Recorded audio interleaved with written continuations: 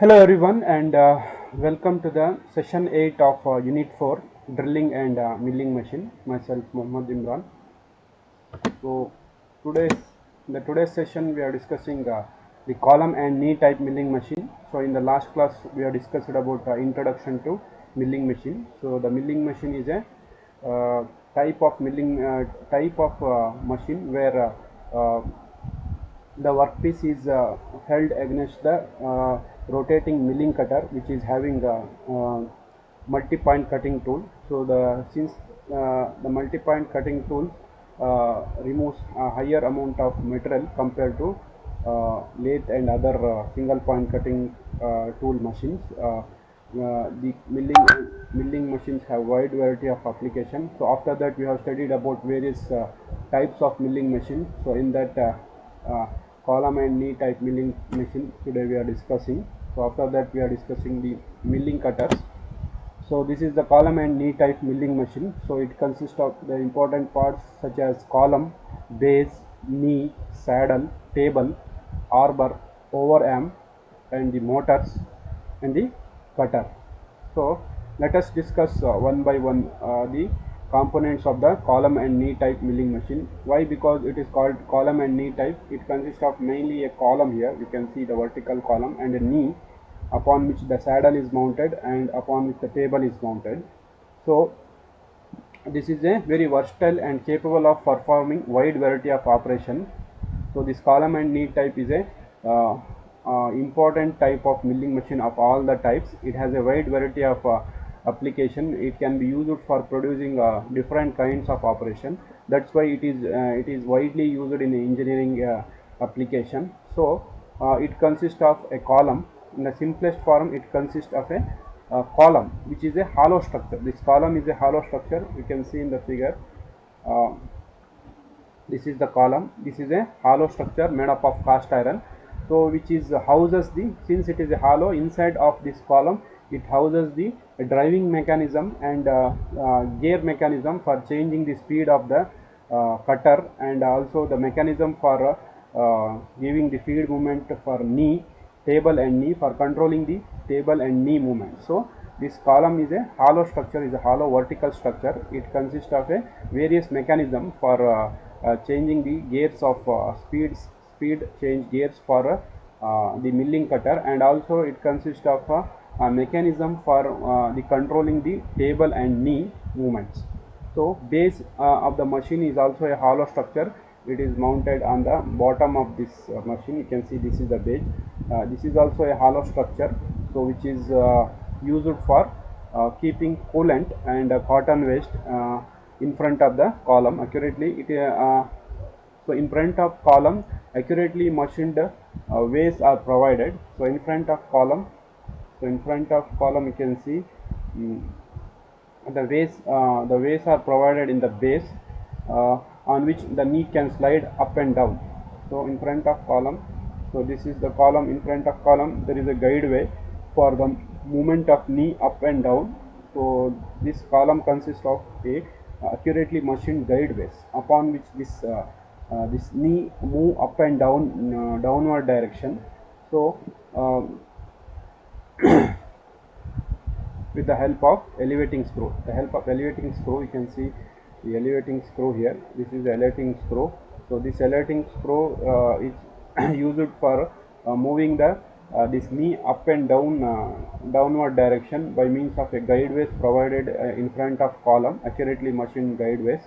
So the saddle is fitted over the knee and slides uh, towards and away from the column along with the work table fitted on the saddle. So this is the saddle here.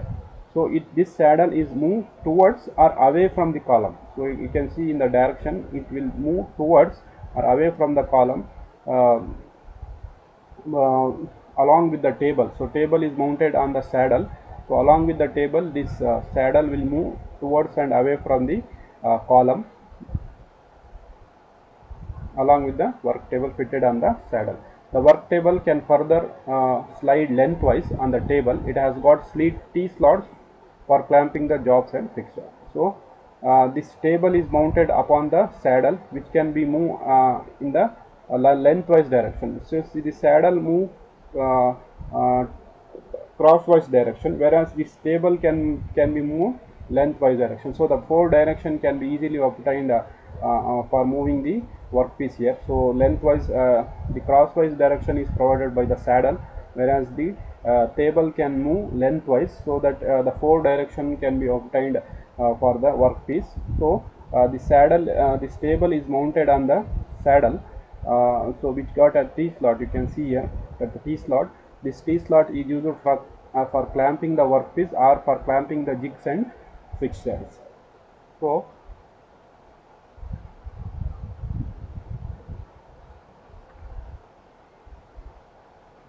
the cutters are mounted on the horizontal arbor. You can see this is the arbor. So this is horizontal. So this is mounted on the overarm. There is a arbor. The cutter is mounted on this horizontal arbor, which is fixed on the overarm. You can see here the spindle and the braces. So this is the spindle, and this is the brace. You can see the cutter is mounted on the horizontal arbor, so which is rigidly supported by the overarm, spindle and braces. So brace inside this spindle we have braces. So this overham is used for supporting the arbor, so horizontal arbor. At the middle of the arbor we have cutter, which is used for actual cutting purpose. The spindle is a hollow with a tapered hole and its nose. So the spindle is a hollow which is with a tapered hole. It has got tapered hole at its nose. The motor drives the counter shaft by means of a belt. You can see here the motor which moves the counter shaft, rotates the counter shaft by means of a belt drive. You can see here when even the clutch is engaged, the power flows from the counter shaft to the spindle shaft through the set of the speed change gears. So inside the this column we have speed changing gears, which is used for changing the speed of this arbor. So as the speed of the arbor changes, the cutter rotation also changes. So when the power also flows from feed of the table, saddle and knee, through which another set of change of gears to carry the milling operation. So there is another set of gears which is used for controlling the movement of this saddle and table. So which is provided by another set of gear inside this column. We have another mechanism for moving this table and saddle. So standard next is standard milling cutters. So milling cutters are the devices which is used as a cutting tool in the milling machine. So these milling cutters have multi-point cutting tool. So the material removal rate will be higher in case of milling machine because of the milling cutter, which has got standard which has got number of teeth. Depending upon the number of teeth, the material removal rate is also differs. So these are the most commonly used milling cutters, that is plane milling cutter, side milling cutter, metal slitting saw, angular slitting saw, end mill slitting saw, T-slot milling cutter, wood rough key slot milling cutter, fly cutter, formed cutter, tap and reamer cutter. So you can see the plane milling cutter. You can see here this in the figure. So this is the plane milling cutter, which is widely used in all the milling machines. So these cutters have straight or helical teeth. So these teeth on the plane milling cutter may be straight or in the helical form on the periphery of the disc or a cylindrical surface. So these teeth are cut on the periphery of the cylindrical surface. So this cutter may be straight, these teeth may be straight or in the helical form. These cutters are used for production of flat surfaces. So this plane milling cutter are used for the production of flat surfaces parallel to the axis of rotation of the spindle. Parallel to the axis of rotation of the spindle, it is used to produce flat surfaces parallel to the rotation of the spindle. So these cutter have nicked teeth, which is enable the cutter to break the chips and take the coarse feed.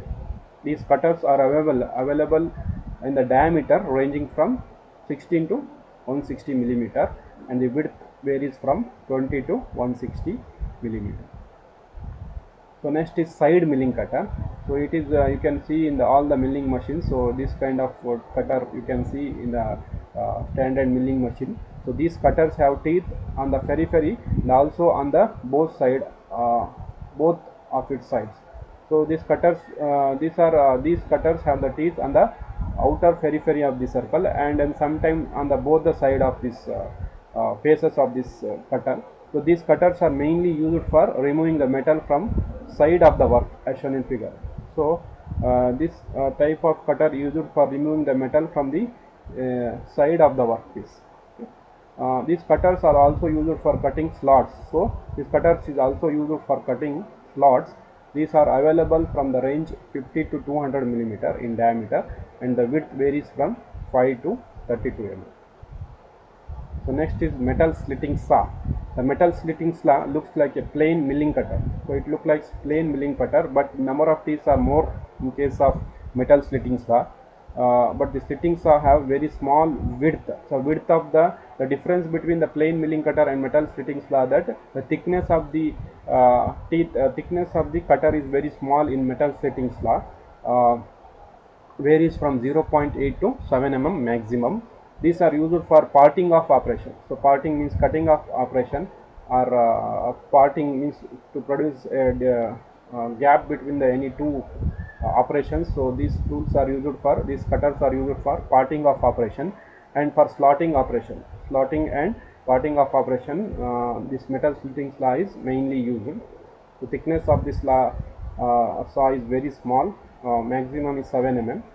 So angle milling cutter. So as the name itself says, the angle milling cutter are used for produce single double angle cutter as shown in figure.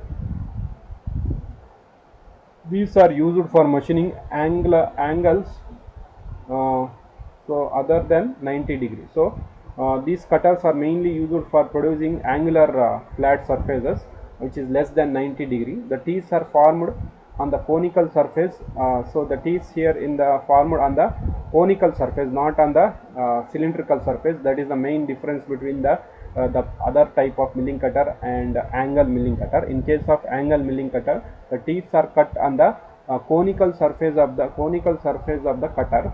So conical surface around the periphery of the cutter.